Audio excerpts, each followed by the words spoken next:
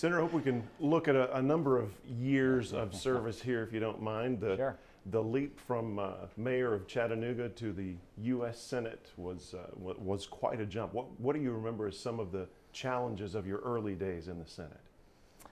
Oh, in the early days, you're down in the basement, and it's a confusing time. You got a ton of people crammed into space. You have all kinds of people coming to see you, decisions about committees and those kinds of things. So it's pretty chaotic. After about 6 weeks, we got a grip on things and began to move ahead in a real productive way, but it took a while.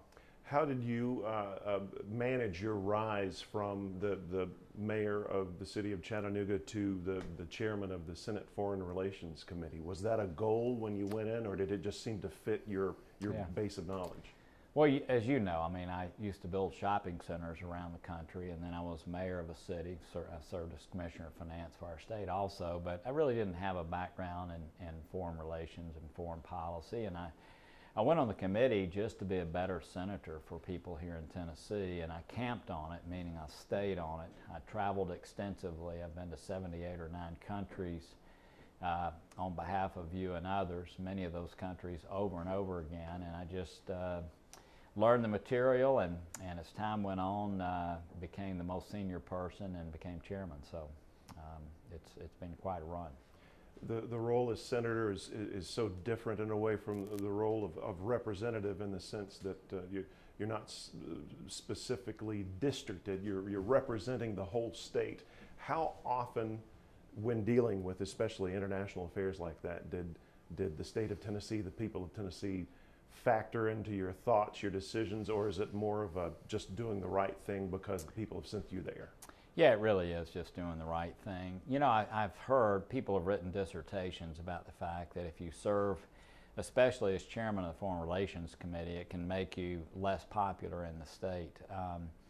I never found that to be the case. I found when I traveled the state, people were really curious about what was happening in Iraq or Afghanistan or Syria or Russia or China or some other place. And so in many ways, I thought it was helpful to me. And I never, again, when you're chairman of the Foreign Relations Committee or serving before that as a very high-ranking member of the committee, it's always about what is best for our country. And hopefully in every decision, there are some times when Tennessee interest and national interest on other kinds of things aside from foreign policy can bump up against each other just a little bit, but never on foreign policy did I feel that. Has your time, especially in Senate Foreign Relations, changed you in any way? Can you look at the rookie senator that went in and the man you are now? How have your views, your opinions changed? So first of all, beginning early in the mornings, every single day. I was up at 4:30 this morning. I began getting emails at I don't know, 5:50 or so. Every single day, all day long, I'm getting input from the brightest people that I know, and they're the folks on our staff. I read extensively every morning before I come to work. I've traveled extensively, so just think about the body of knowledge. It's like getting a PhD in the subject matter. As far as my opinions changing, the one thing I've learned in this job is the greatness of our country and how what we do, the whole world is watching constantly, and so that's been really, I don't think most people can appreciate how everyone in the world really hangs on what our nation does. They focus on it, they care about it, and more than ever, I know that after 12 years in this position. What are some of the things you're most proud of in those 12 years? I know that perhaps the most visual has been your fight to end modern-day slavery and human trafficking. Is that one of the high points? You know, I'm not in the mode yet of, trying to figure out what I'm most proud of. I'm really proud of our staff and really proud of the way we have all dealt with each other. I'm proud of the way, look, I think the way that we've conducted ourselves, reaching out, trying to solve problems, reaching across the aisle, hopefully conducting myself in a somewhat statesman-like manner. So I'm proud of all those things. We can always do better. But yes, the modern slavery thing, which is just, again, in its beginning, so the impact has to come down the road. really proud of the role that we were able to play during the financial crisis and then the auto bailout. I know that we hugely shaped what was happening in Detroit and other places. Without even passing a piece of legislation, I'm proud of the role I played in the New START Treaty, the role we've played in Electrify Africa, Water for the World, reauthorization of PEPFAR, where we're saving millions and millions of lives around the world. We just passed the BUILD Act, which is going to really change how we go about doing our aid in a manner that there's a payback to us as a nation. So there are a lot of things. Mostly, though, I'm just really pleased with the way that we've dealt with other people. Today, so much media attention, especially on the Senate, the House, the White House. So we see your faces a lot on television. Yeah. What is working behind the scenes like in the Senate especially? What do you do that we don't get to see to keep things moving, keep the government running? Yeah, well, of course you can see committee meetings, but many people don't, and that's where most of the work is done. I kid all the time with our staff and others that nothing good happens on the Senate floor, meaning that things typically have already been worked out before you get there. So the committee hearings usually are very instructive, and you can see other committee members and how they're reacting, and you can figure out a way to, if you can see somebody on the other side of the aisle that maybe you can work through an issue with, and so those are very important. The lunch meetings we have, which no one ever sees, but all Republicans meet every day for lunch, Democrats meet twice a week. There's a lot of debate that goes on there, believe it or not, that may be the most impactful debate that takes place. And there's just a lot of phone calling, private meetings to work through tough pieces of legislation. So there is a lot that goes on behind the scenes. The country's so politically divided right now. The state's pretty politically divided, I suppose, too. But and of course, when we see different representatives and senators on television, they seem politically divided too. But behind the scenes, off the cameras, do you have meaningful conversations with people from the other side? Do you have friendships across the aisle and things like that? Yeah. So I think the House of Representatives is a little different than the Senate where I serve, and believe it or not, it's like we're miles apart, the two bodies. You can look down from the Senate door and see the House on the far end, but there's not a lot of overlap. I don't know whether that's good or bad, it's just not. In the Senate, I can tell you that yes, absolutely. This weekend, I talked to a Democratic senator on the Intelligence Committee about something. There's a lot of friendships. It's not near the way that it's portrayed on the cable news shows, where they're really trying to serve their audience's wishes, if you will. But it's not near as divided as it appears.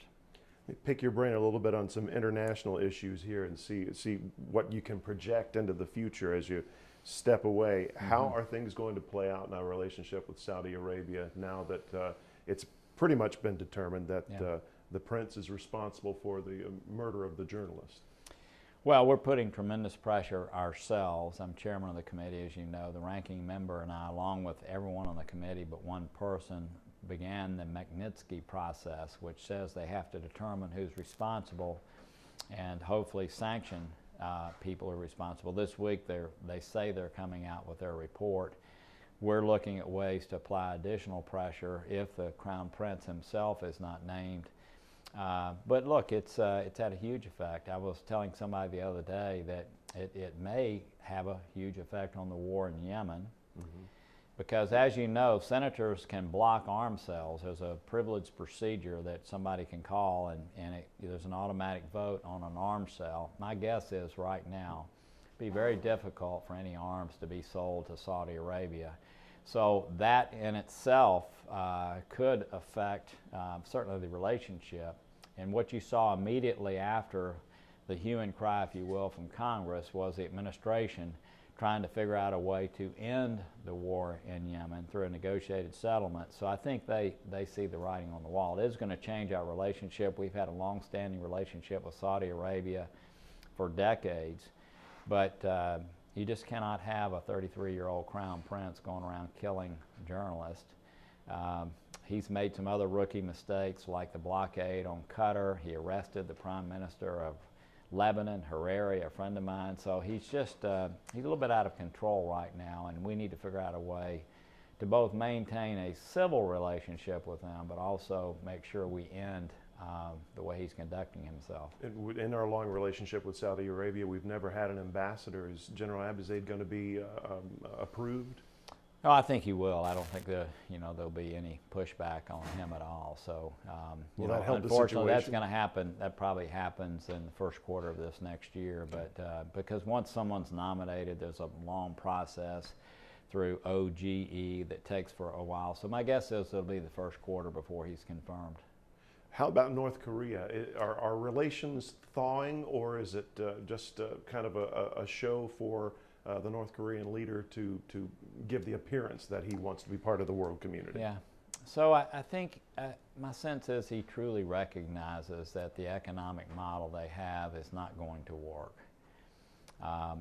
So I think he's figured that out. I think that certainly he was probably the winner public relations-wise of what happened in Singapore.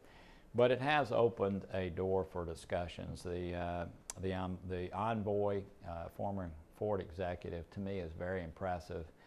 I think Pompeo, I think us having discussions with them is somewhat of a good thing. I mean, we're all very cautious about it. So I think we're in a better place than we were.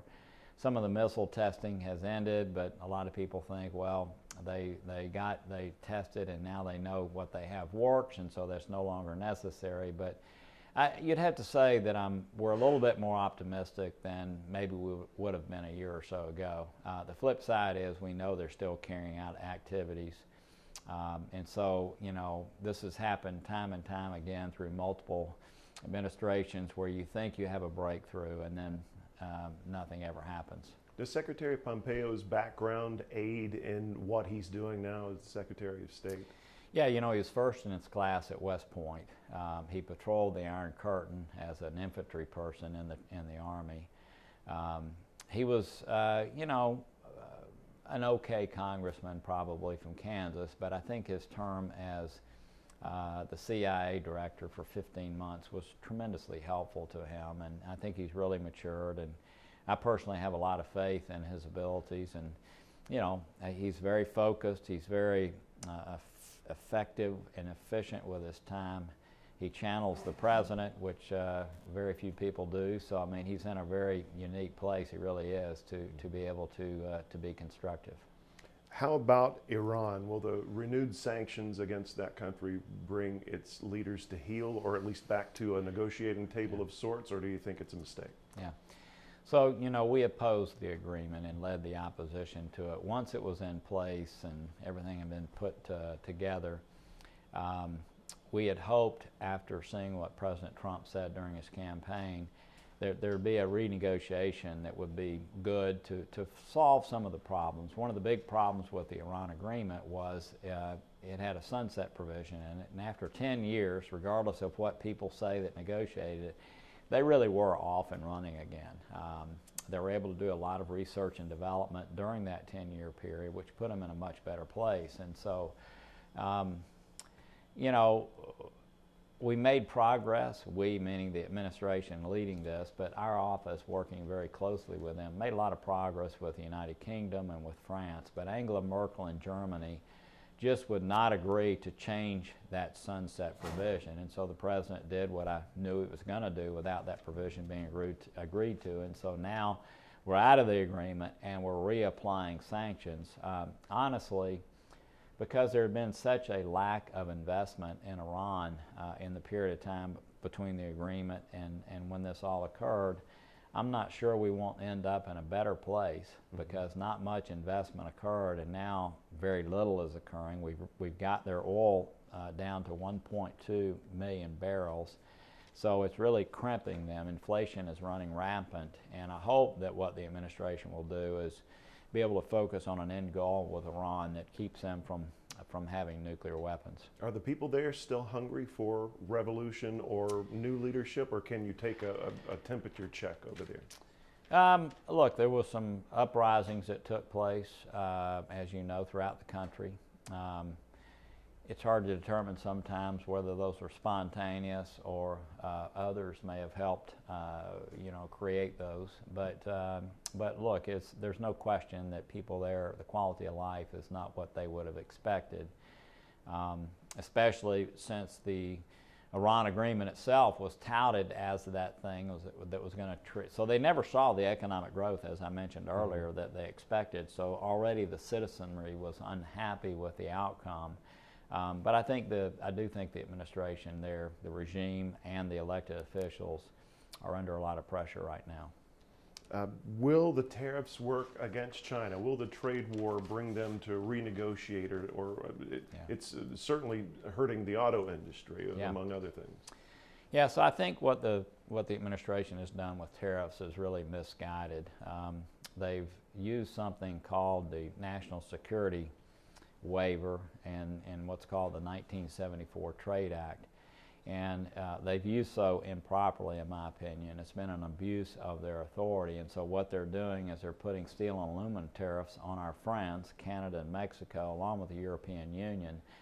The China entity, China is what needs to be focused on. They are, in fact, stealing our intellectual property, forcing U.S. companies that operate there to transfer and do partnerships with Chinese companies that eventually overtake what is happening. So that's where the focus needs to be, and I think a better way of dealing with that would have been uniting Europe and our neighbors against what is happening in China. Now, they're still opposed, these other countries, to what is happening in China, but we would have been much more effective by focusing on that versus just shotgunning. And, I don't know why and the White House cannot explain to you why they have done this. No one over there can. But why they would have, just scattershot all of our friends in the process is still not explained nor understandable. You mentioned your disagreement with the administration there in particular. There was a time when you were being vetted for a possible run as vice president. Yeah. When did your relationship with President Trump go south? Can you point to a particular incident or a period of time when things you said, this is not what I signed up for? Yeah, so look, I was, of course, honored to be, discussed as vice presidential person. During the day of the meetings, I quickly shared with the president that I was not the right person for the job. I just wasn't, and we'll leave it at that. They then talked with me about being Secretary of State, and I really thought that Rex Tillerson was a better choice, and I worked very, very closely with him as I do Pompeo. But I was honored to be looked at for those positions. We still deal with the administration at every level. I mean, people think that somehow there's been a breach. Yes, I strongly disagree with what he did in Charlottesville and spoke to that here in Chattanooga, as a matter of fact. I strongly disagree with what's happening right now with the tariffs. So there have been things that I've strongly disagreed with the president. I strongly disagree with, for instance, maligning a whole race of people, if you will. I strongly disagree with that. But we agree with him on some things too, and we work very closely with Pompeo, with Mnuchin, with the White House. Ivanka Trump was just over in our celebrating something that we had passed together last week. So it's not quite what people think. It's just that there are very few people who are willing to speak out that strongly on our side of the aisle when we strongly disagree with what is happening. And you've traded barbs with this president in the media. He's probably more than you have. He's used names and derogatory statements. Is that just part of the game now? Is that where we've come? Well, I hope not. Yeah. I hope that this is an aberration in our nation. It's not good for our nation. It's not good for the young people who are coming along to see that type of thing as an example of how they should conduct themselves. So I hope this is something that goes away very quickly and we move on to a much better chapter for our country. The race to fill the seat that you're vacating was a bit brutal. Did you feel as awkward with your support for Marsha Blackburn, but not a full-throated support as maybe sometimes it came across in papers and on television? Did that feel like an uncomfortable position for you to be in? No, it's interesting how people write and talk about those things.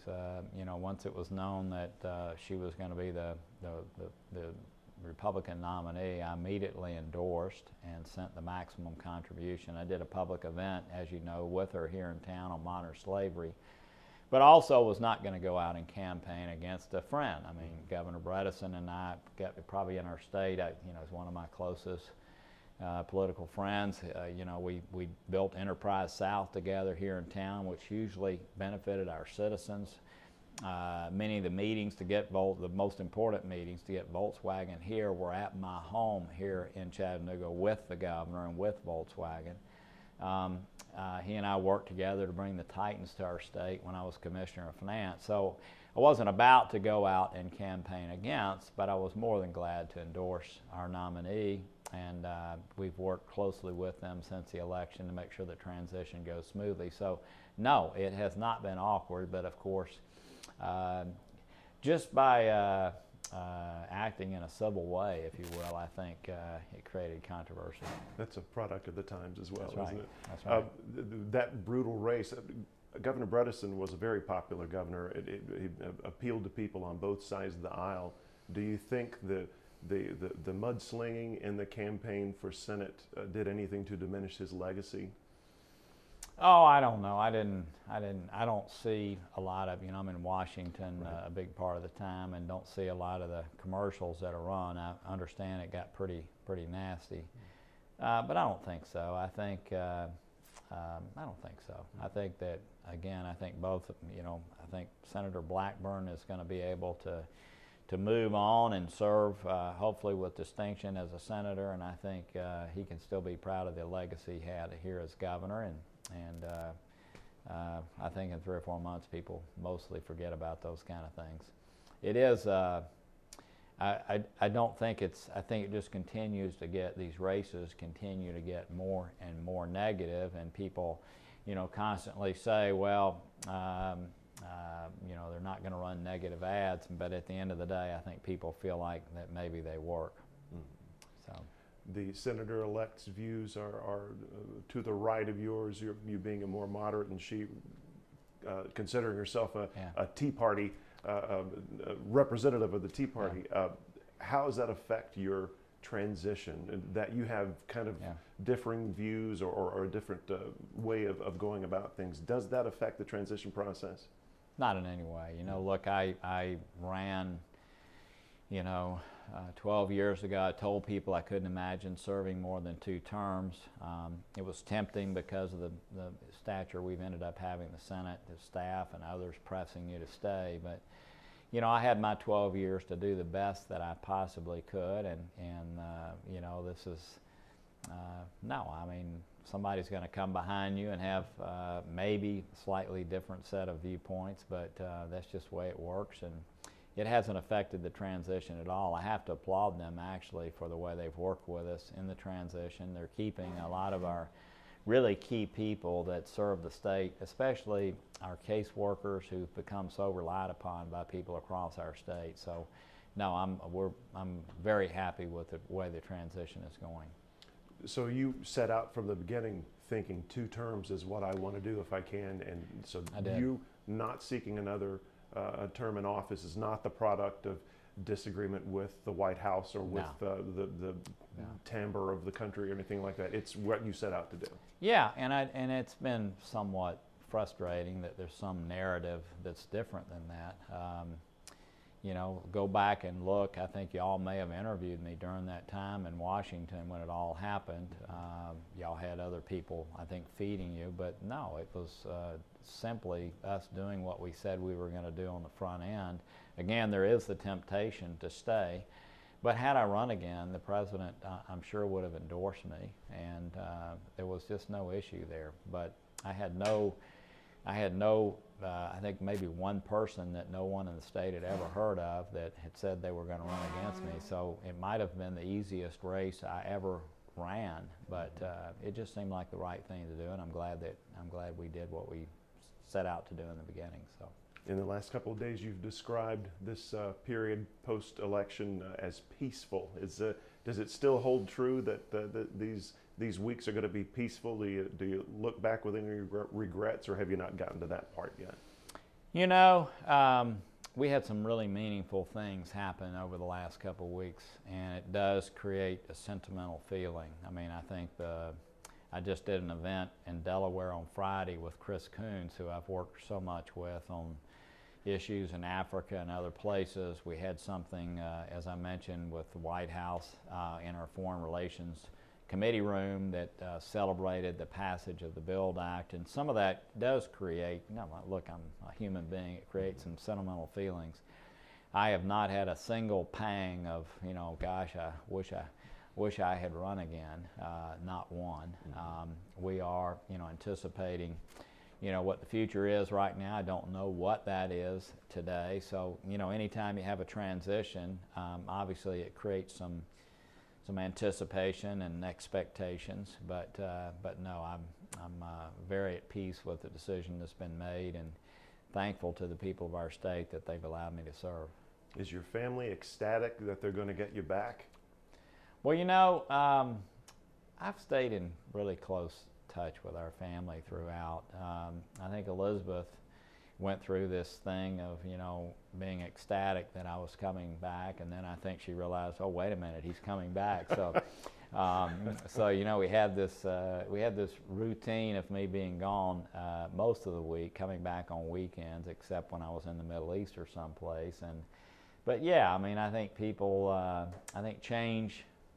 My family too is anticipating what that change actually means. But I've got a daughter and son-in-law and 2 grandsons in Nashville, and believe it or not, the job calls me to be in and out of Nashville a good deal also. I've got a daughter in New York, and believe it or not, the job calls me to be in and out of New York a lot. And then I was here on weekends. People see me at the dry cleaners and the grocery store, and so it's not as if we haven't been able to maintain very close relationships. So it's going to be different. I don't know yet what that difference is, but it's all been pretty good, believe it or not. And my girls were at the right age for me to run for the Senate. It wasn't like they were in the 3rd grade, and I did all the coaching of soccer and basketball and all those kind of things at the ages they needed that done. So. Everybody asks you if you're going to jump into the race in 2012 for president, and Yeah. everybody's read the comments and everything, so I tried to figure out a different way to ask you. Yeah. So the way I'll ask it is, what would have to happen for you to seriously consider jumping into the presidential race in 2020? So first of all, I want to finish doing what I'm doing without any, and it's not that much longer, right? I mean, we've got 3 legislative weeks left and that's it. So I want to finish up. A big part of what you're going to do in life is deciding what you're not going to do when you have options, and there's several things that I know that I'm not going to do. That one happens not to be one of them. I mean, it's still a possibility, and once we move through the end of this term and finish our work without any of those things being in the forefront, we'll sit down and think about whether it makes sense to do that or not. Can you tell us anything that you're not going to do? Would that be of interest to you, the people who've been Well, following you all these years? yeah. I mean, I'm not going to lobby government. I'm not going to be a government relations guy. I'm not going to run a university. I'm not going to run a think tank, or at least I can't imagine those 3 things. Government relations, I can assure you I'm not going to do. So those are 3 things I don't plan on doing. My background has been business. That's an easy thing to think about doing, but there's other opportunities also, and so I can tell you the 3 that I plan not to do, and that narrows the list some, but it's still a pretty big world out there, and the feeling of blue sky in front of us. So that's great. One more question for you. You mentioned earlier about how it's sad to see what politics has kind of devolved into these days. If you were addressing a classroom of wide-eyed students, Yeah. and you know what they're exposed to these days Yeah. in politics, what would you tell them to hearten them to the future, or get them to make the change to where things are more civil? So I do that often, and I'm going to do it again at the end of this month here in town. I'm speaking at the East Tennessee State graduation in the middle of December, and I'll say the same thing that I'm going to say to you. Look, it's the greatest privilege of my life to serve as a mayor, and certainly as a U.S. Senator and as Commissioner of Finance. It's honorable to serve the public. You can make a tremendous difference in people's lives doing so. And even though we're going through a period of time where things are the way you're discussing right now, it should not dissuade anyone. As a matter of fact, we need even more people of substance, of compassion, of ability to make things happen serving in the public now than ever before. And I think you're seeing, you saw these midterm races, tremendous numbers of people still running. Actually, it's more of focus, I think, today than it's ever been, the public arena. When I first got up there, we had numbers of print reporters that would, that would talk to us. Over time, as my stature there has grown, it's grown significantly. But now now there are gaggles of visual reporters, television. It's just an amazing thing. And so what that speaks to, I think, is just the tremendous interest that people have in our country in the public arena and in politics. I don't like to call it that, but public service. And so I would say again to young people, to master something, be the best you can possibly be at what you're doing, be bold in what you do, but give back. And I encourage people, you can do that without running for public office, as I began here over in Reed and Mitchell Streets years ago, the beginning of creating Chattanooga Neighborhood Enterprise. That's public service also. But I would highly encourage young people to run for public office. The type of discourse that you're seeing by tweet and others, to me, is not going to be the standard. It is going to dissipate. People are going to rebel against that over time, and it is a very, very honorable thing to do. I think we got it. I didn't ask you about the so-called migrant caravan. Do you want to comment on that before we get away, and where you see that going? And it seems to have slipped from the headlines just briefly. Yeah, let's face it. A big part of highlighting that was about getting the base, the Republican base out, if you will. At the same time, we do need to have secure borders here in our country, and as you know, I voted for the 2013 immigration bill. It was my border amendment, which was really tough, that caused that bill to actually pass the Senate. And I wish the House had taken it up. But what we need to do as a country is pass comprehensive reform. We need to deal with border security. We need to deal with visa overstays, where 40% of the undocumented people come from as visa overstays. We know who these people are. They have passports, and yet we don't, we don't deal with that properly. But we also need to figure out a way to deal with the people who are already here in our country and have been here for many, many years. And so that's what needs to happen. Unfortunately, both sides of the aisle have used the immigration issue politically, depending on where we are in the cycle. Again, we need to secure the borders, but at the same time, I don't like denigrating a whole group of people who, let me just say this, I know you're a very, very respectable human being. If you were living in the conditions that many of these people are living in Central America, you would likely try to figure out a way to get to the good old United States of America, to try to be a part of the kind of things that we take for granted here. Just the corruption down there, the gangs, the drug lords, the slitting of bus drivers' throats, they just jump. It's a terrible environment where people are being absolutely, they're living horrible lives. And so you can imagine they want to go to another country. So, but at the same time, we as a country cannot just open our borders up. So a bigger solution needs to be put forth. We've had those bigger solutions before us in the past. and hopefully our country can come together and create one of those in the near term. So we aren't really using it as it is now as a political football. Will that be easier now that we're post-election, do you think? Well, it's always easier after an election, but these days, and another election's already started, right? Mm-hmm. And so I do think it's usually, there's a period of time about 9 months after each election where it's the most productive period of time.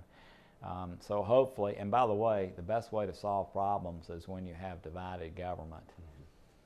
That way both sides are, those sides are burning capital, if you will, political capital to solve a problem. It's actually harder to solve some of these sticky wicket issues when it's all one party. So maybe we'll see some of that over the next 9 months. That would be an interesting dissertation about easier to solve problems with a divided government, but I know you've got other Well, things to do. what I mean by that is, for instance, trying to deal with Social Security or Medicare, which do need to be dealt with. They're going to become insolvent, but no one party wants to own that, and so those difficult issues are best solved when you have divided government. So compromise is still possible up on Capitol Oh, Hill. definitely. Yeah. I mean, it's not. I mean, the House again is a little different, just because of the way the electoral process is every 2 years, and just the way the seats are gerrymandered, and so most people running in Congress only have to worry about their side of the aisle. Not all, but most. So that makes it more difficult. In the Senate, though, yes, I think there's a tremendous opportunity for compromise. Senator, thank you so much for your time. Thank you. Yes, indeed. Thank you.